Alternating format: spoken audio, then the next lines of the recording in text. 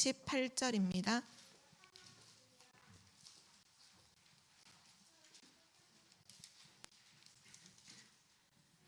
출애굽기 40장 맨 마지막 장 우리 34절부터 38절까지 우리 한 절씩 교독하시겠습니다.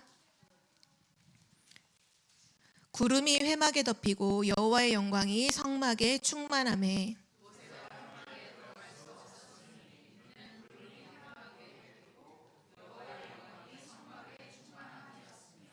구름이 성막 위에서 떠오를 때에는 이스라엘 자손이 그 모든 행진하는 길에 앞으로 나아갔고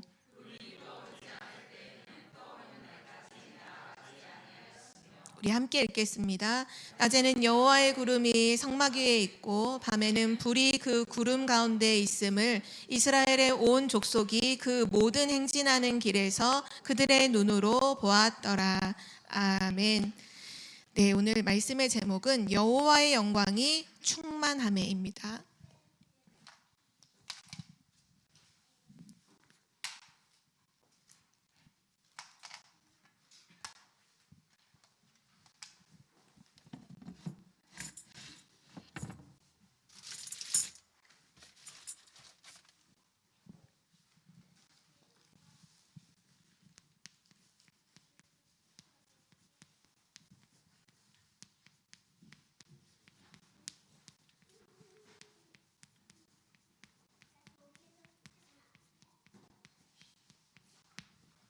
네, 오늘 말씀은 이제 출애굽기 마지막 메시지인데요. 오늘 전체 메시지를 좀 정리를 하면서 오늘 말씀의 결론을 내리도록 하겠습니다. 출애굽기 말씀을 하나님께서 왜 우리에게 메시지로 주셨고 또 우리는 이걸 통해서 무엇을 언약으로 붙잡아야 되는지, 더 나아가서 우리뿐만 아니라 우리 후대들에게 또 우리 후대에 오는 사람들에게 무엇을 잊지 말고 전달을 해야 되는지를 우리 언약으로 붙잡아야겠습니다. 오늘 첫 번째로요. 이 출애굽기서는 말 그대로 애굽에서 나온 이야기를 담은 내용이에요. 출애굽, 애굽에서 나온 그 스토리를 담고 있는데요.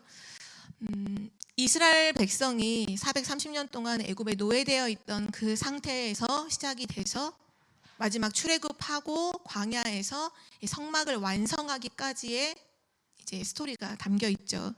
근데 가장 중요한 것은 뭐냐 하면 왜 이스라엘 백성이 애굽의 노예가 되었는가라는 부분이에요.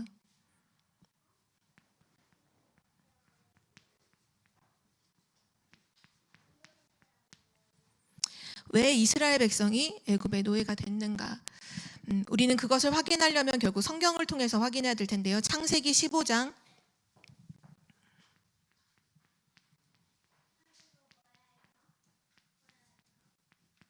9절에서 14절 말씀에 이 답이 나와 있는데요. 오늘 이 말씀을 함께 찾아서 읽도록 하겠습니다. 창세기 15장 9절에서 14절 말씀입니다.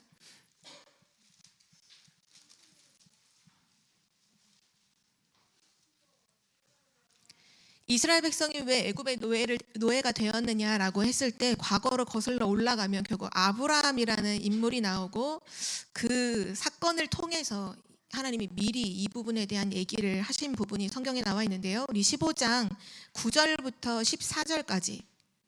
14절까지 우리 한 절씩 교독하도록 하겠습니다. 이 장면은 여호와께서 아브라함과 이제 언약을 세우시는 장면에 나오는 건데요. 9절 제가 읽겠습니다. 여호와께서 그에게 이르시되 나를 위하여 3년 된 암소와 3년 된 암염소와 3년 된 순양과 3비둘기와 집비둘기 새끼를 가져올지니라.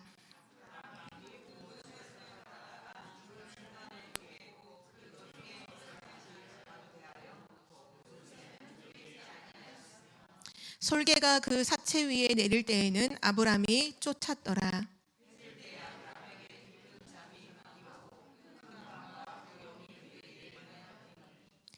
여호와께서 아브람에게 이르시되 너는 반드시 알라. 내 자손이 이방에서 객이 되어 그들을 섬기겠고 그들은 400년 동안 내 자손을 괴롭히리니.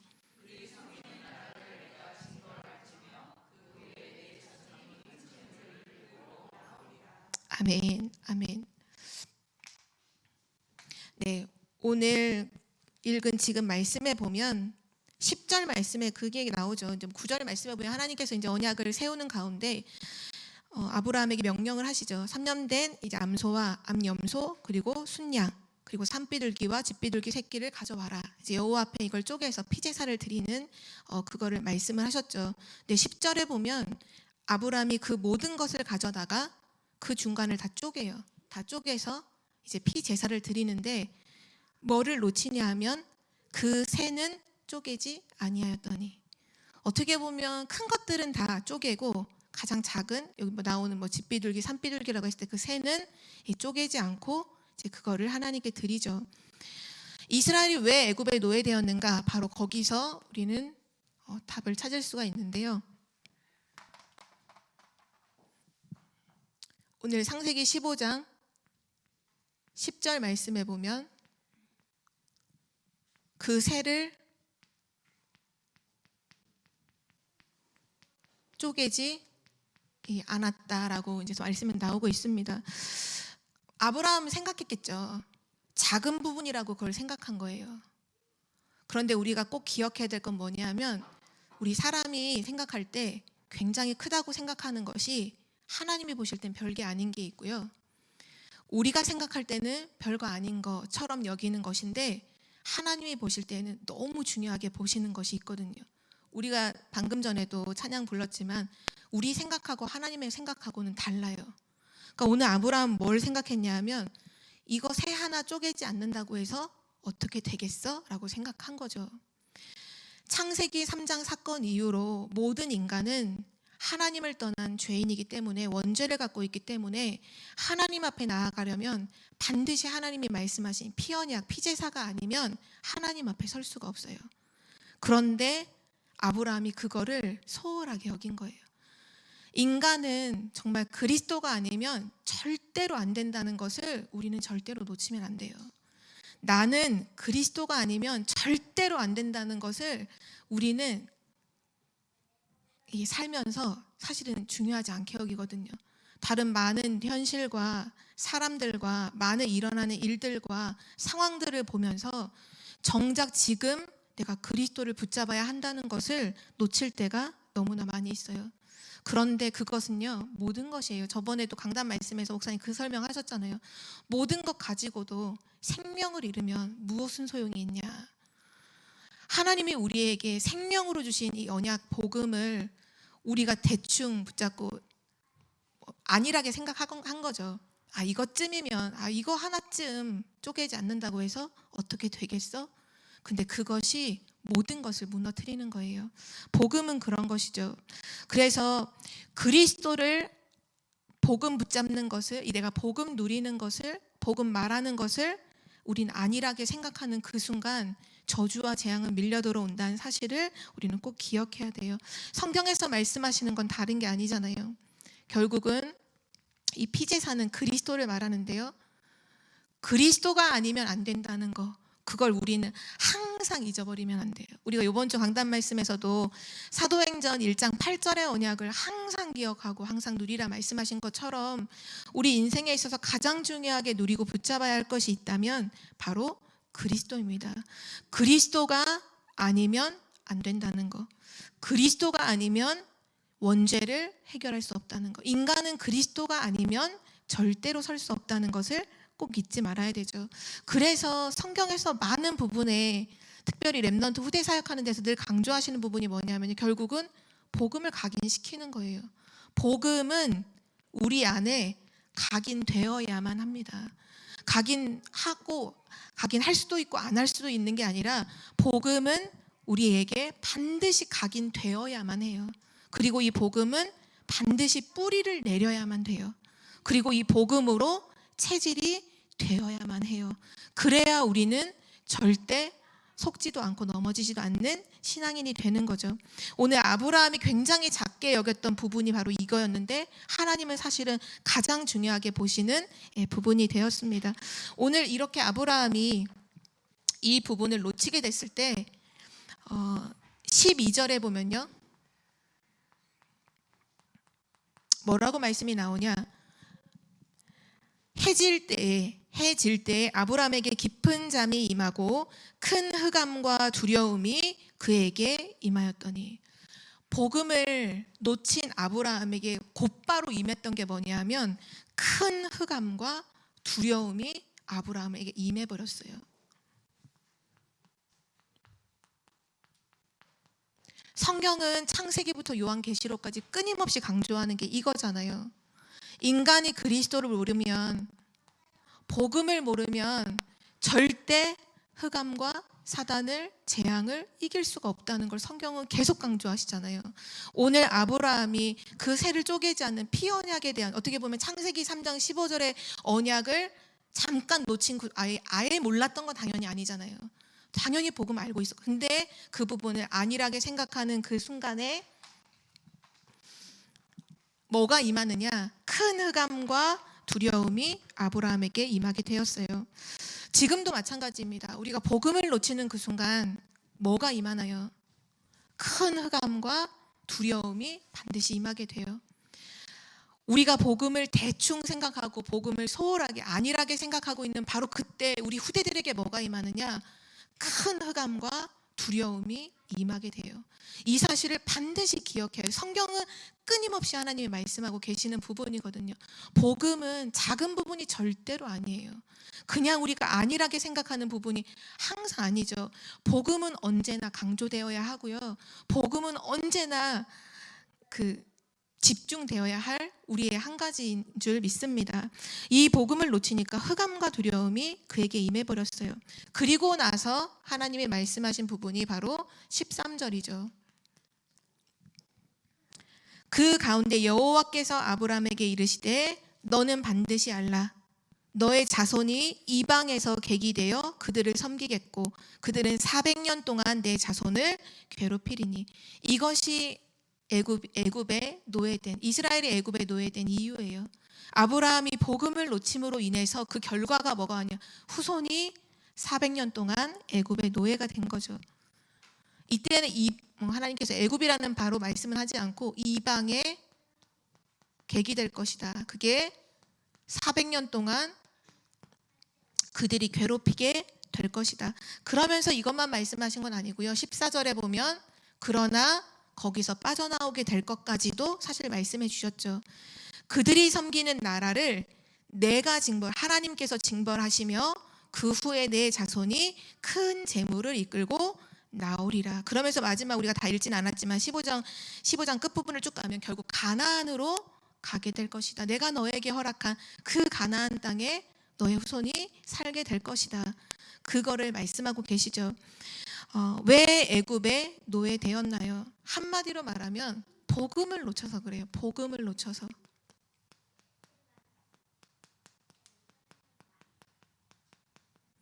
이거는 신앙생활하는 우리에게 굉장한 메시지가 되는 부분이죠. 왜 우리가 사단의 노예가 될까요? 왜 우리가 사단의 종로를 타게 될까요? 왜 우리가 세상의 종로를 타고 따라가게 될까요?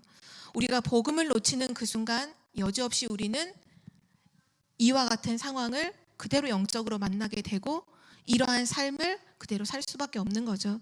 그래서 오늘 우리에게 하나님께서 출애굽기라고 하는 이 중요한 말씀을 통해서 계속 강조하시는 게 정말로 뭔지, 중요하게 여기시는 것이 무언지를 우리는 계속 확인해야겠습니다. 그러면 두 번째로, 복음을 놓쳤을 때 애굽의 노예가 되었다면 그럼 언제 노예에서 해방이 됐을까요? 애굽에서 나오게 되었을까요?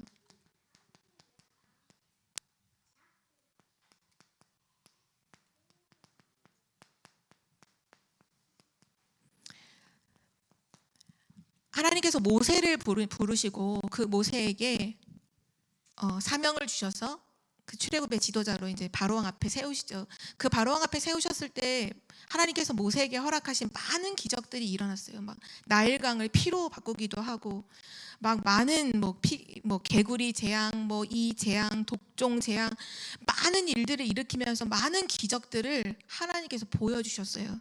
모세를 통해서 이제 바로왕 앞에 보여줬죠. 그런데 중요한 것은 수많은 기적을 일으키지만 그 기적으로도 애굽에서 나올 수가 없었어요. 바로왕의 마음을 바꾸지 않았어요. 잠깐 흔들리기도 하고 잠깐 보낸다고 했다가 다시 또 거두기도 하고 결국은 바로 왕의 마음을 바꾸지 못했어요. 그런데 언제 바로가 완전히 무릎 꿇고 마음을 바꾸느냐? 6월절 그 어린 양의 그 피 바른 날, 그 어린 양의 피로 인해서 이 출애굽을 하게 되죠. 아브라함이 그 새를 쪼개지 않은 피제사 놓친 거기서 애굽의 노예되었는데 결국은 이 피라고 하는 언약을 다시 하나님께서 이스라엘 백성들에게 전체 각인시키고 나서 이제 출애굽을 하게 되죠. 그럼 출애굽할 때 이 하나님께서 이 출애굽기를 통해서 이 출애굽기서에서 가장 중요한 언약의 구절이 있다면 그 구절은 출애굽기 3장 18절입니다. 한마디로 말해서 뭐냐 하면 피제사 드리러 가라는 거예요.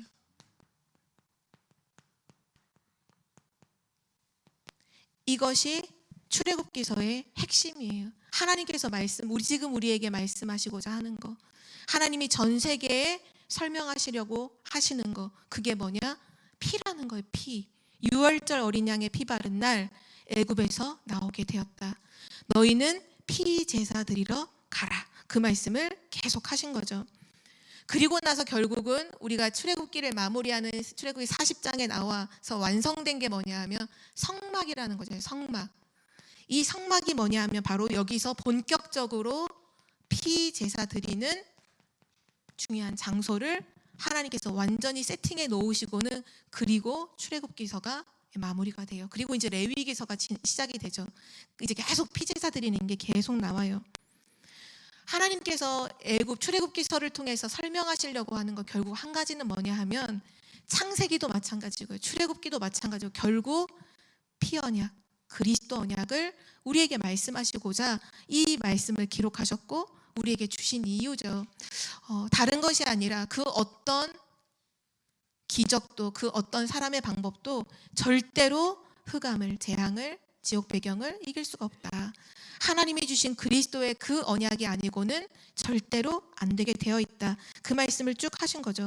그래서 이 이후에 이스라엘 백성들은 끊임없이 계속 나오는 이스라엘의 모든 역사가 뭐냐면요. 이 비밀을 누리는 사람이 왕으로 세워지면 이스라엘 나라엔 축복이 임해요. 근데 이 비밀을 놓치는 왕이 일어나면 이스라엘 나라는 당연히 우상 숭배하고 재앙을 맞게 되죠. 끊임없이 반복되는 거예요. 하나님이 주신 그리스도의 피 언약, 이 피제사 드리는 것을 아는 중요한 왕이 일어났다. 다윗 같은 왕이 일어났다. 그러면 하나님이 그 모든 나라로부터 그들을 이스라엘을 지키시고 축복하시고 태평성대를 누리게 하시죠. 그런데 이 비밀을 놓친 왕이 일어났다. 여지없이 우상을 숭배하고 그리스도 언약을 놓치니까 재앙과 저주가 끊임없이 반복이 돼요. 그래서 이스라엘 백성들은 계속 구약에 보면 나오는 모든 내용들이 뭐냐 하면 다 이거예요. 그리스도라고 하는 언약을 붙잡아야 된다는 거죠. 그거 아니면 안 된다는 것을 말씀하신 거예요. 그래서 오늘 세 번째로 보면 성막이 완성되고 나서 그 성막 위에 하나님의 영광이 충만하게 임했다. 성경은 말씀하고 계시는데요. 이 성막이라는 현장이 결국 어떤 곳인가요? 결국은 이 성막이라는 곳은 이스라엘 백성들로 하여금 날마다 출애굽기 3장 18절의 언약을 상기시키고 각인시키는 현장입니다. 그 현장에서 출애굽기 3장 18절의 언약, 또 창세기 3장 15절의 언약을 계속해서 확인하고 각인시킬 그 장소가 완성이 딱 되었을 때 오늘 하나님의 영광이 그 성막 위에 충만하게 임했다. 그게 어느 정도까지 임했냐? 낮에는 그 위에서 구름이 떠오르고 성막 위에서, 또 밤에는 그 구름 가운데서 불이 올라와서 누구든지 진행하는 그 광야길을 걸어가는 누구든지 그 성막 위에 임하신 하나님의 영광을 볼 수 있도록 해주셨다. 오늘 그게 오늘 말씀의 핵심이죠. 그러면 우리도 기억해야겠죠. 우리 삶 가운데, 우리 인생 가운데 언제 하나님의 영광이 임하게 될까요?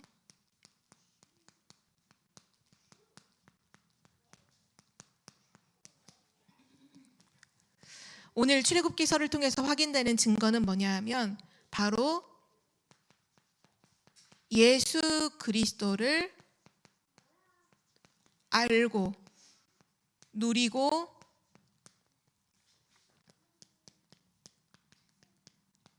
증거할 때 바로 그 인생에는 하나님의 영광이 임하는 줄 믿습니다. 빌립보서 2장 9절에서 12절 말씀에 말씀하셨죠. 하늘에 있는 것이나 땅에 있는 것이나 땅 아래에 있는 모든 만물이 예수가 그리스도, 그 입술을 통해서 예수가 그리스도이심을 고백할 때, 그 입으로 예수 그리스도를 시인할 때 하나님께서 영광을 받으신다고요. 또 뭐라고 말씀하냐면 또 사도행전 7장에 보면 스데반 집사님이 유대인들 앞에서 되게 중요한 복음을 딱 선포하시는, 마지막 순교하시는 장면이 나오죠. 이때 스데반 집사님이 예수가 그리스도라는 고백을 선포를 딱 하고 나서 55절에 보면 하늘을 우러러보는데 하나님의 영광과 주께서 그 보좌 우편에 서신 것을 보았다 그랬어요. 하나님의 영광을 보고 그 주께서 보좌 우편에 서신 것을 보았다. 지금도 정확하게 예수 그리스도를 알고 누리고 증거되는 그 현장에는 반드시 하나님의 영광이 나타나게 되는 줄 믿습니다. 빌립보서 1장 11절에도 이렇게 말씀하시죠. 예수 그리스도로 말미암아 의의 열매가 가득하여 하나님의 영광과 찬송이 되기를 원하노라. 또 디모데전서 1장 또 11절 같은 말씀에는 이 교훈은, 예수가 그리스도이심을 말씀한 이 교훈은 내게 맡기신 바 복되신 하나님의 영광의 복음을 따름이니라. 성경은 언제든지 하나님의 영광과 무엇이 함께 가냐면 그리스도, 하나님이 주신 예수가 그리스도라는 이 복음과 함께 하나님의 영광이 함께 가게 되죠. 그래서 신앙생활에서 가장 중요한 부분이 뭐냐면 이 예수 그리스도가 내 삶의 주인 되시는 것, 내 삶의 중심 되는 것, 그때 하나님의 영광이 임한다고 성경은 말씀하고 있어요. 요한복음에 보면 태초에 말씀이 계시니라, 이 말씀이 하나님과 함께 계셨으니 말씀은 곧 하나님이시니라.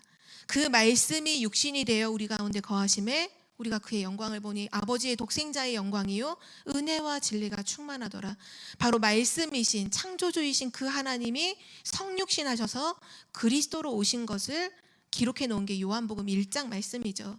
그리고 나서 바로 두 번째 장 요한복음 2장에 가면 가나 혼인잔치의 말씀이 나와요. 그 혼인잔, 결혼하는 가정을 이루는 그 현장에서 기적을 베푸시는, 언제 기적을 베푸시느냐, 예수 그리스도가 손님이 아니라 주인 되실 때. 그러니까 우리 인생에도 마찬가지. 어떻게 보면 그 가나 혼인잔치라고 하는 그 가정이라고 하는 그 부분에서 예수님께서 기적을 베푸셨다는 건 굉장히 의미가 있는데요. 왜냐하면 창세기 3장 사건이 가정에서 일어난 사건이잖아요. 아담과 하와라고 하는 하나님께서 한 가정을 이루어 주시고 그 가정에서 일어난 사건이 사실 창세기 3장 사건이거든요. 그래서 가정이 무너지잖아요. 그 후대가 막 살인하고 막 이런 일들이 일어나잖아요. 그것처럼 예수가 그리스도 되셔서 이 땅에 성육신하심으로 이 땅에 오셔서 그 그리스도께서 가장 먼저 기적을 베푸신 현장이 어디냐? 혼인잔치, 가정 현장에서 주인 되실 때 하나님께서 기적을 일으키시죠. 지금도 마찬가지로 예수 그리스도가 우리 삶의 주인 되실 때 하나님의 영광이 임하고요. 또 중심 되실 때 하나님의 영광이 반드시 임하는 줄 믿습니다. 그래서 모든 신앙생활의 시작은요, 결국은 우리가 하나님을 믿는다고 하는 그 신앙생활의 시작은 뭐냐 하면 그리스도 중심으로 서는 거예요. 이스라엘 백성이 이제 성막을 완성하고 이제 모든 삶의 중심을 성막 중심으로 맞춰 움직여질 때 그 이스라엘 나라의 모든 삶을 하나님께서 인도해 주셨거든요. 지켜주셨거든요. 그 말은 뭐냐 하면 우리 신앙생활의 시작은 그리스도 중심이 되는 것, 거기서부터 모든 삶의 우리 인생의 시작은 이루어진다는 사실이에요. 그럼 그걸 반대로 생각하면 내가 그리스도 중심이 안 되어졌다, 내가 여전히 나 중심이다라는 건 아직 신앙생활의 시작조차 하지 않은 거죠. 아직 시작조차 안 된 거예요. 신앙생활의 시작은 뭐냐? 나는 죽고 내 안에 그리스도가 사시는, 그리스도가 나의 모든 인생에, 나의 모든 삶에, 나의 모든 생각에 중심되는 것, 그리스도가 중심되어서 모든 것이 결정되는 것, 그것이 신앙생활의 시작이죠. 신앙생활의 전부는 뭔가요? 결국은 이 그리스도를 계속 증거하는 거예요. 모든 삶 속에서 그리스도를 누리고 그리스도 증거하는 거, 그리스도를 누리면서 사는 거, 그게 신앙생활의 전부고, 그리스도를 증거하며 사는 거, 그것이 신앙생활의 전부죠. 이때 하나님의 영광이 우리에게 임하게 됩니다. 그리고 두 번째로 이 그리스도를 우리가 알고 정말로 누리는 데 있어서 정말 중요한 게 뭐냐 하면, 그냥 알고 누리는 정도가 아니라 이 그리스도를 우리는 분명히 확인하고 삶 속에서 체험해야 됩니다. 뭐를 확인하고 체험해야 되냐면요, 로마서 3장 23절에 모든 사람이 죄인이라고 말씀하셨잖아요. 그러니까 죄와 저주라는 부분이 분명히 우리 삶 가운데 현장 속에 있는데, 이 죄와 저주를 해결하신 분이 바로 그리스도라는 사실, 참 제사장 되신 그리스도라는 사실을 반드시 확인하고 체험해야 돼요. 확인한다는 건 무슨 말이냐 하면 말씀으로 확인해야 된다는 거예요. 말씀을 통해서 아, 맞다, 진짜 예수님이 그리스도구나, 그분이 모든 죄와 저주 문제를 해결하신 참 제사장이시구나, 그거를 말씀으로 확인이 먼저 돼야 돼요. 그리고 나서 기도를 통해서 실제 체험이 돼야 돼요.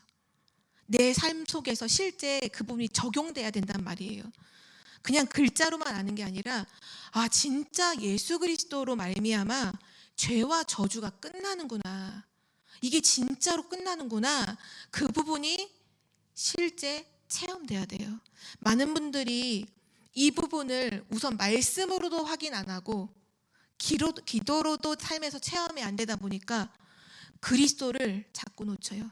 아까 그 아브라함이 그랬던 것처럼 안일하게 생각하는 거죠. 내가 그리스도 다 안다고 생각하는 거죠. 지식적으로 아는 걸 다 안다고 생각하는 거죠. 그러다 보니까 복음을 붙잡지도 않고 누리지도 않고 말하지도 않아요.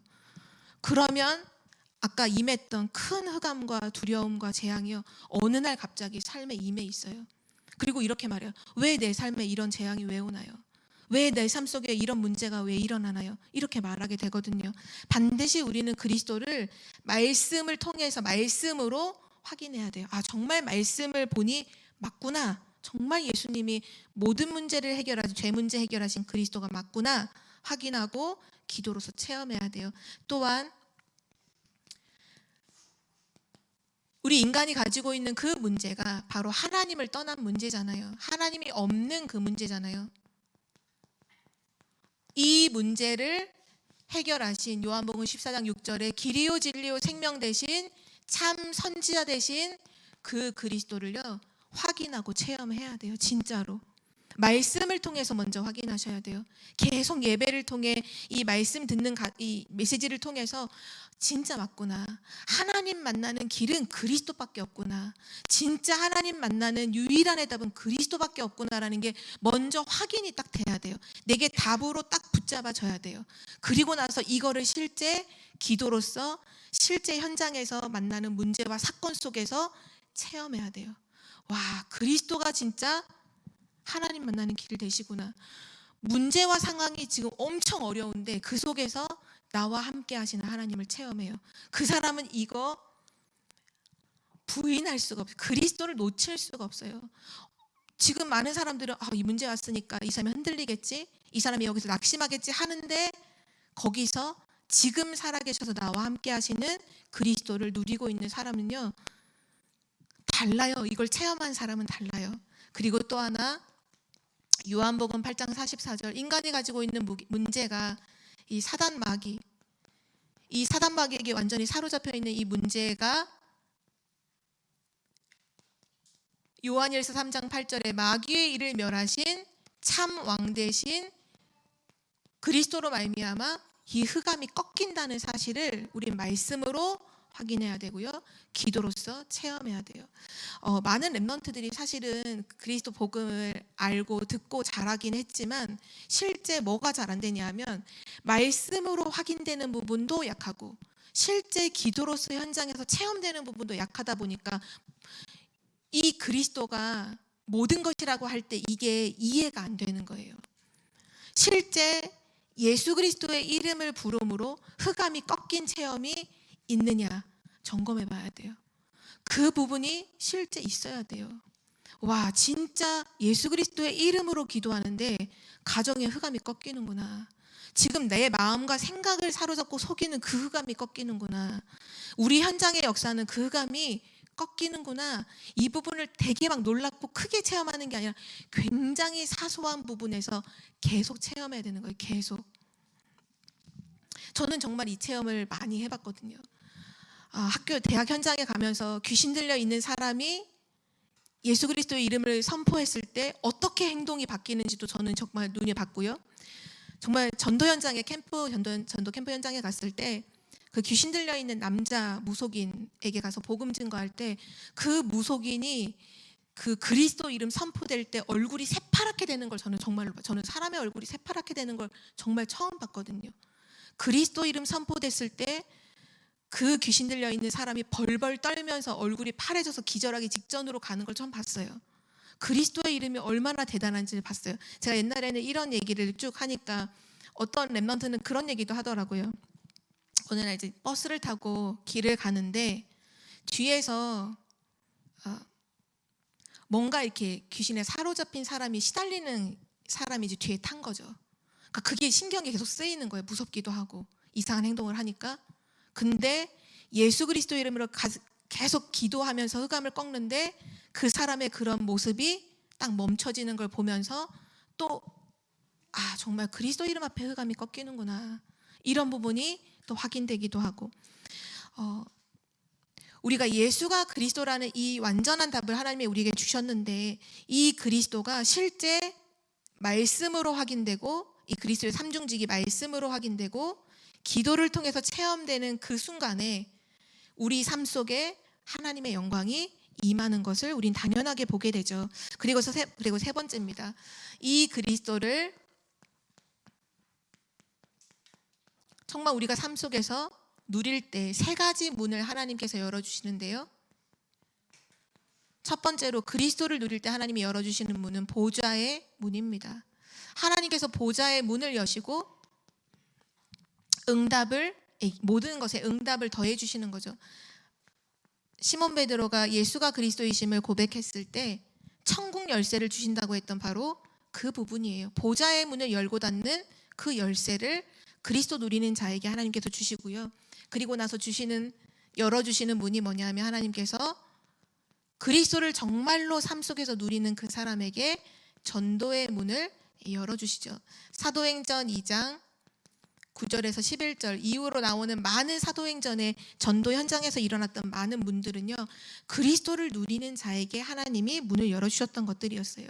그리고 나서 또 하나님은 한 가지 더 축복의 문을 열어주시죠. 고린도후서 4장 7절에서 18절에 보면 우리가 우리 안에 질그릇과 같은 우리 안에 보배 되신 그리스도를 이 복음을 가지고 있다라고 하면서 우리는 연약하지만 우리 안에 보배 되신 그리스도가 계시다는 그 의미가 모든 능력은 그리스도에게 있고 나에게 있지 않음을 그걸 말씀하신 거잖아요. 그래서 우겨싸임을 당하지만 쌓이지 않고 거꾸로 들임을 당하지만 망하지 않고 그 어떤 문제와 상황을 당해도 결코 넘어지지 않는 그 축복을 하나님께서 그리스도를 믿는 자에게 주신다 약속해 주셨습니다. 그래서 우리는 출애굽기를 마무리하면서 하나님의 영광이 충만한 그 성막의 응답을 가지고 이제 우리 삶으로 가지고 들어와서 우리 삶 속에서 늘 복음을 각인하고 늘 복음을 누리고 이 복음을 체험하는 은혜 속에 항상 있어야겠습니다. 마지막 결론입니다.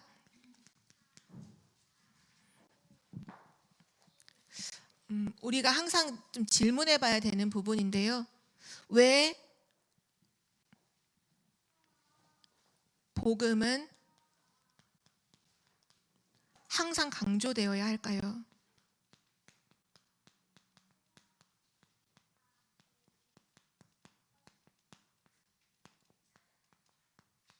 이거 되게 중요한 질문이에요. 왜 복음은 항상 강조되어야만 할까요? 왜냐하면 창세기 3장 그 사건과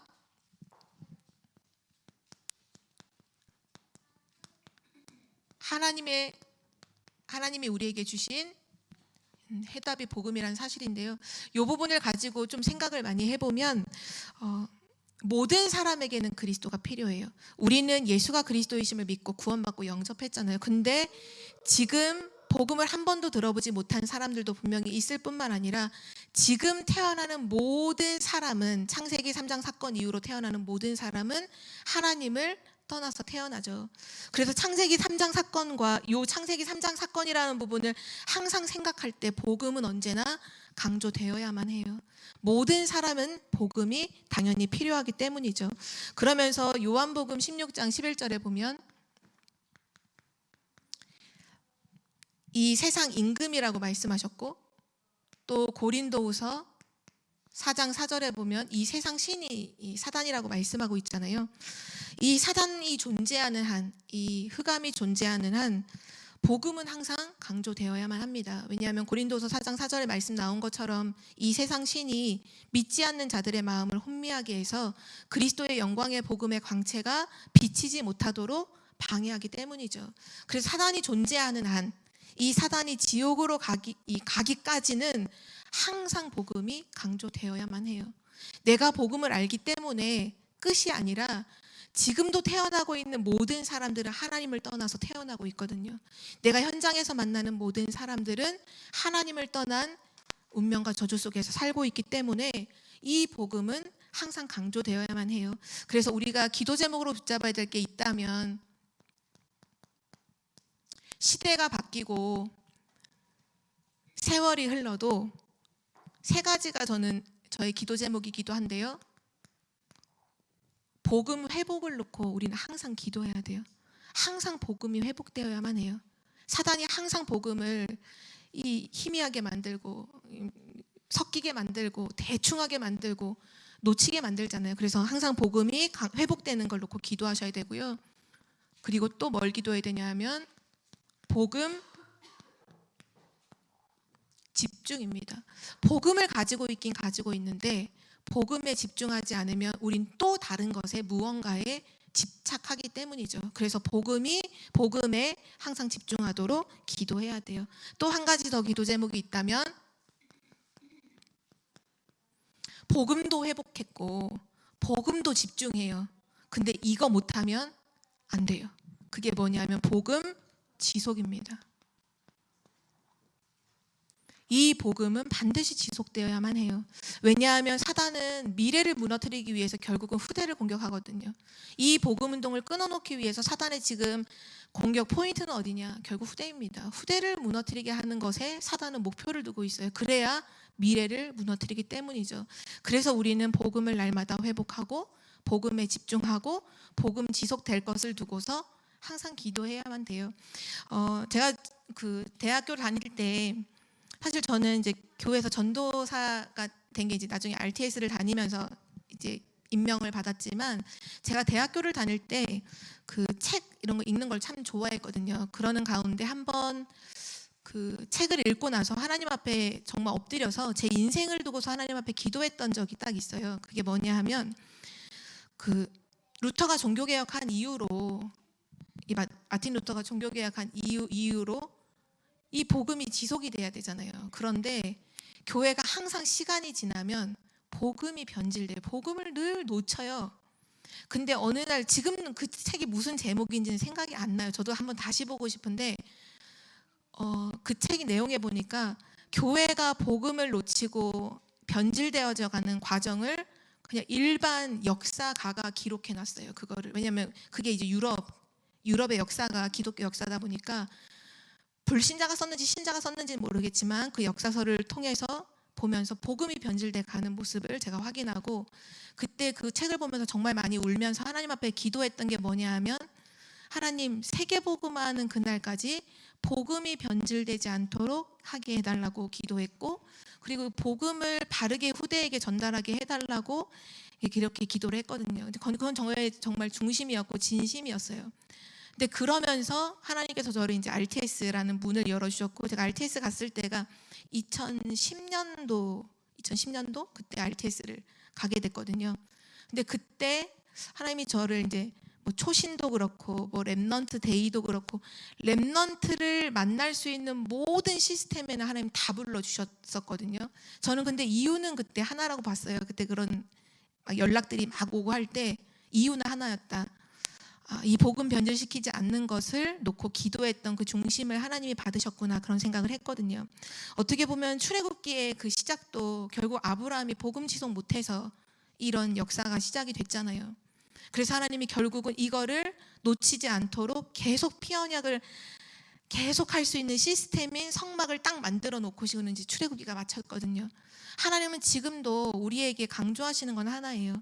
이 복음을 놓치지 않도록 창세기 3장 15절의 그 언약이 땅끝까지 증거되는 것, 지속되는 것, 그것이 하나님이 가장 원하시는 건데, 우리 청주복음교회와 여기 계신 모든 성도님들이 이 복음에 대한 가치가 전혀 시간이 가도 흐려지지 않고 옅어지지 않고 늘 복음이 회복되고 늘 복음이 집중되고 강조되고 이 복음이 지속되는 은혜 속에 우리 모두와 교회가 있기를 기도합니다. 하나님 아버지, 감사합니다. 오늘 출애굽기를 마치면서 이 출애굽기를 통해서 하나님께서 우리에게 주시려고 하시는 그 언약, 피언약, 예수 그리스도, 오늘도 다시 한번 그 그리스도의 언약을 붙잡게 하심을 감사드립니다. 하나님, 그리스도 언약을 놓칠 때마다 결국 사단과 세상과 재앙의 노예포로 속국이 될 수밖에 없다는 것을 정확하게 알게 하시고, 복음 놓친 그 자리에 큰 흑암과 두려움이 임한다는 것을 알게 하셔서 우리 모두가 정말 복음에 늘 회복하는 자리에, 복음에 집중하는 자리에, 복음을 지속하는 자리에 서 있을 수 있도록 인도하여 주옵소서. 전 세계에 복음이 증거되는 그날까지 끝까지 변질되지 않고 이 복음 운동을 지속하며 복음을 사랑하는 그 중심으로 우리 청주복음교회가 서 있을 수 있도록 은혜 베풀어 주시고 축복하여 주옵소서. 감사드리며 주 예수 그리스도의 이름으로 기도드립니다. 아멘.